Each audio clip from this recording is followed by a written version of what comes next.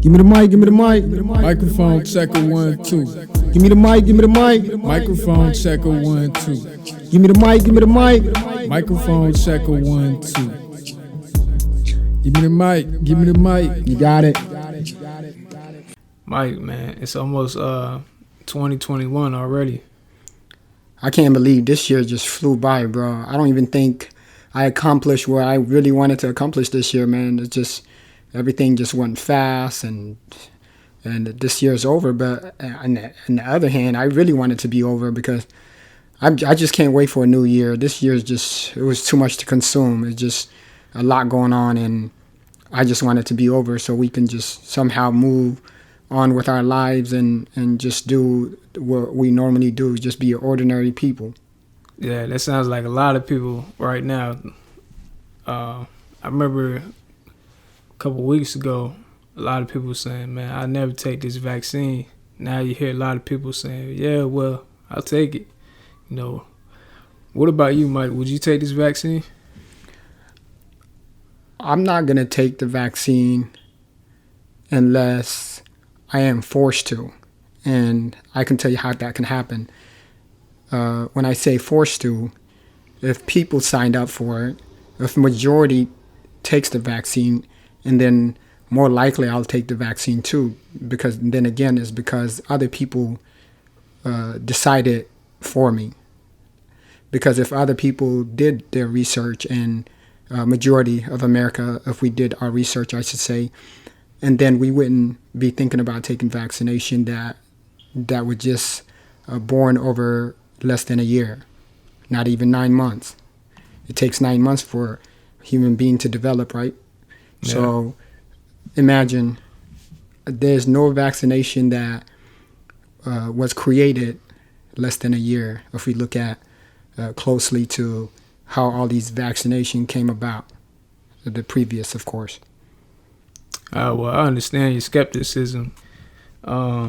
So what are some questions to answer before you would take this vaccine? First of all, we as American need to look in deeply. We need to understand. We need to start from the root of it. Like, who are we first? What are we here to do? How are we created? And where are we going with this? And for how long are we going to have fear and scarcity? Because one way or another, we already signed up for the government to protect us, to make us feel safe, and all of that. We signed up for it, like it or not. When we do not exercise our rights, when we do not speak openly about this vaccine. Yeah, there's a lot of censorship going on the internet and social media. So I know, you tapped in a little bit in the streets. What are some things you've been hearing, Mike? Basically, people are just pointing fingers and blaming each other for a lot of things that really doesn't even really matter, meaning it matters, but it doesn't really matter, because at the end of the day, it looked like everybody is going to just follow each other. It's not enough leaders. If you're going to lead, and if you're going to prove your point, and it's scientifically proven, what you're saying makes sense, and then we can hear you out.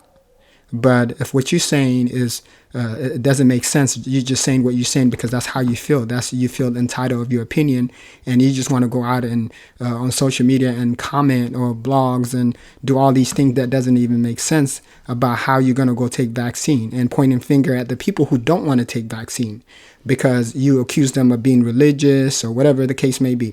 But that's not the case. The case is that did we honestly, deep down, do our research on these vaccinations that's going to be given to us very soon. And whatever we decide will affect the whole world. There's so many side effects that we didn't even look into. So many side effects.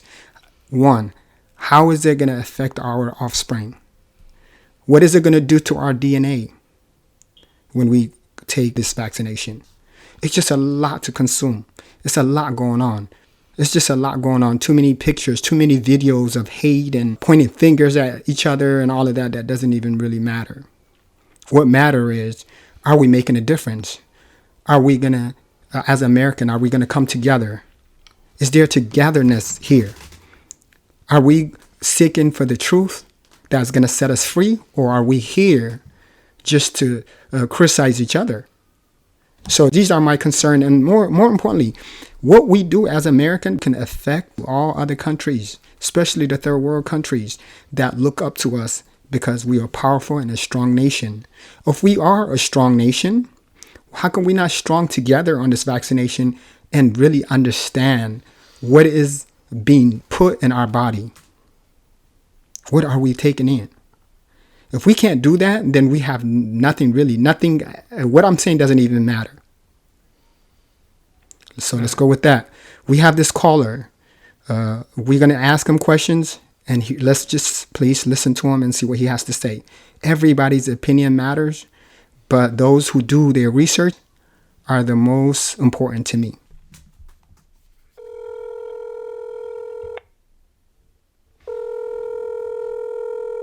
Are you going to take it? No. What is your reasons? I don't trust it. Why you don't trust it? Because the current vaccines that we have are causing a lot of issues with children already, and these are vaccinations that they've researched for over 15 years, and they still don't get it right. Vaccinations, you don't know what's in them. If you cannot sue a vaccine company by law, even if they hurt you, even if something happens to you, by law, they're not entitled. You can't even sue them. So to me, that's a problem. And then on top of that, you created a vaccine that's supposed to take 10 to 15 years to create with a disease. We don't even know what the disease is. They're still trying to figure it out. They're still telling us wear a mask, don't wear a mask, do this, do that, 6 feet, maybe 10 feet. It's in the air. No, you could get it from touching surfaces. No, you can't. So if you don't even know what the disease is, how have you created a cure for it already? I appreciate you, caller number one. Hey, caller number two. How you feel about this vaccine? Just based on my experience and working in a healthcare field, I see that it's becoming more and more available down the line. Like I know that they're vaccinating elderly people, offering to vaccinate, not mandatory, offering to vaccinate elderly people and healthcare workers. They're making it available to us. I know that they're encouraging it, but I also know at the same time it's not a mandatory thing. I personally haven't taken it yet, but I also have a lot of colleagues who have. It was just offered within a week, so I can't really give you any updates on side effects and how they're feeling and stuff. As far as I know, they're fine. I personally haven't chosen to take it only because I want to do a little bit more research on it, and I have my own opinions on the fact that they made it optional. I'm going to take advantage of that as much as possible. That's awesome. Continue. Yeah. I definitely understand people's concern and fear when it comes to the vaccine, especially like how quickly it got here. Made. Yep. Yeah, it just got here. I mean, but at the same time, Corona, this whole year in general, kind of feels like we're just ready for a new year. Yeah, I agree. We're ready for a new year. Yeah, so I definitely understand people's hesitancy to take it, and I think that's fine. I think everybody's entitled to do their own research. It's not mandatory. They're like forcing people to do it just to engage with like everyday life. But I also think that the conspiracy theories, like they're putting chips in our arms and, it's going to sterilize you, like what have you, like the worst end of the spectrum of conspiracies. I think that is very misleading. Vaccines aren't bad. I mean, like when's the last time you met someone with polio or measles or anything like that? They're definitely not. There's definitely proof to them, years and years of proof. So I would just encourage everybody at the very end of the day, if you choose not to get vaccinated, please just wash your hands, stay clean. Like if you know you're sick, stay your ass at home. Like don't go to your grandma's house. Don't be out and about. and stuff. I feel like these are basic things that we should have been doing anyways. And nowadays they're so far on the other spectrum of protesting where they don't want to not just wear a mask, but they're just flat out dirty again. It's just like, no, you still need to have like some type of basic hygiene in order to protect yourself and protect the people around you. So, I mean, more than just the vaccines, even with the flu vaccine, people still get sick sometimes. It has to do with how you kind of carry yourself through the world. If you don't want to take the vaccine, I think that's fine. I think it's you, like, it's autonomy, it's you expressing your right, but just still be safe. It doesn't mean you can just go out being reckless. Thank you. I really appreciate it. Yeah, no problem. Yeah, appreciate that, for real. You've got mail. Mike, we got some emails right here. Let me go ahead and read this one. First, congratulations on your podcast. I'm a big fan of the medium and wish you the best. Second, I believe that vaccines are a safe and effective way to fight the virus. However, I understand why people are skeptical. The CDC has sometimes been its own worst enemy in communicating its message. I remember when there was a shortage of surgical masks in March, and the center was telling people that masks were ineffective in containing the virus. This message was intended to keep the public from buying all the masks. Now, of course, the center recommends masks for everyone. Lying to the public destroys your credibility. It's important that the CDC be open with the public going forward. This is the only way to regain trust. This was an excellent email we received from John Doe. We appreciate you. So, Mike, we got all this great perspective now. Why don't you give us your final thoughts on this vaccine and the way forward? One thing I want to say is, first of all, I want to thank you for listening to my talks. And more importantly, it's not about us. It's really about you. We just want to engage with you and tell you that you need to do your research on everything that matters the most. Our health is number one. It should be number one. Above all, we know we have the Creator to look up to. But I'm sure the Creator wants us to do our own research and make decisions based on facts, not emotion attachment, or not because you feel like it or they feel like it, whatever. But it should be based on facts, proven facts, scientifically proven that this vaccination is not going to harm our body forever.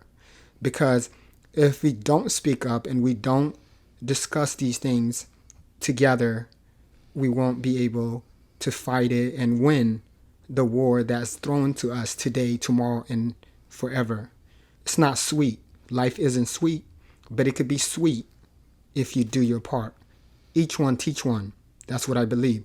So if we're going to come out of this issue, 2020 going on 2021, first of all, we need to respect and love each other and help each other overcome this obstacle. And I know we can do better together.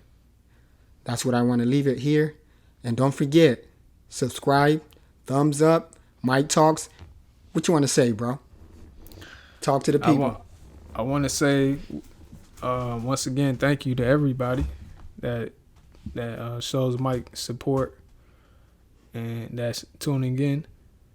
Just ask yourself, why would I take this? Why not? You're one of those people that say, hey, I just want to go with the flow. I don't want to, if everybody takes it, it can't be too bad type of person. And that's you. Laziness. That's laziness, but yes. accept yourself for what you are, you know. You don't have to stay that way. The important thing is realizing it. Because, like Mike said, our health is the most important thing that we have. That's wealth. Health is wealth, baby. Mike Talks. We appreciate you. Until next time.